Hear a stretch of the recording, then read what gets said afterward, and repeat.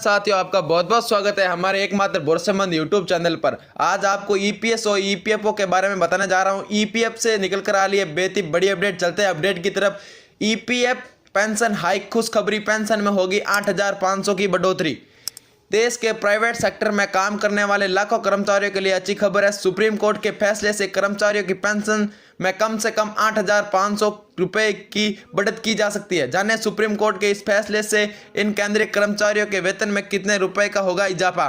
केंद्रीय कर्मचारी पेंशन की रकम में होगी इतनी की बढ़त। केंद्रीय कर्मचारी भविष्य निधि संगठन ईपीएफओ ने निजी क्षेत्र में काम करने वाले लाखों कर्मचारियों के मूल वेतन पर 15,000 रुपये की सीमा तय की है और इसी के आधार पर पेंशन की गणना की जाती है। लेकिन सुप्रीम कोर्ट के इस फैसले के बाद यह सीमा हटा दी जाएगी और पेंशन की गणना 15,000 रुपये के बजाय 20,000 रुपये की जाएगी। अगर ऐसा होता है तो कर्मचारियों की महीने की पेंशन में कम से कम 8,500 रुपये की बढ़ोतरी की जा सकती है।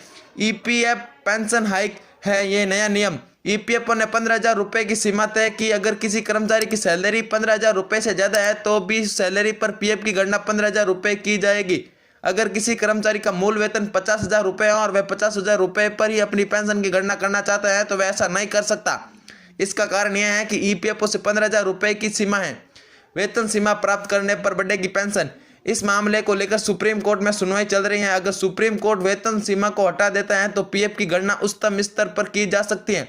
अगर कर्मचारियों की बेसिक सैलरी 15,000 रुपये से ज़्यादा है तो पीएफ का पैसा उच्चतम स्तर पर काटा जाएगा। सुप्रीम कोर्ट के फैसले से कर्मचारियों को कई गुना पेंशन का लाभ होगा। ईपीएफ पेंशन इंक्रीड, जानने ये पूरा मामला। कर्मचारी पेंशन योजना संशोधन योजना के केंद्र सरकार द्वारा 1 सितंबर 2014 को अधिसूचित किया गया था। उस समय प्राइवेट सेक्टर के कर्मचारियों ने इसका विरोध किया था। इस पर ईपीएफओ ने सुप्रीम कोर्ट में एसएलपी दाखिल की थी। उसके बाद सुप्रीम कोर्ट ने सुनवाई करने का फैसला लिया था। 1 अप्रैल 2019 को ईपीएफओ की एसएलपी पर सुनवाई करते हुए कहा कि जो कर्मचारी अपने वास्तविक वेतन के आधार पर योगदान दे रहे हैं वे संयुक्त विकल्प के रूप में अपनी कंपनी के पास जमा करा रहे हैं। ईपीएफ पेंशन न्यूज, कितनी बढ़ेगी पेंशन? यदि किसी कर्मचारी का वेतन 20,000 रुपये है, पेंशन फॉर्मूले के मुताबिक पेंशन 7,500 की जगह 8,571 रुपये होगी।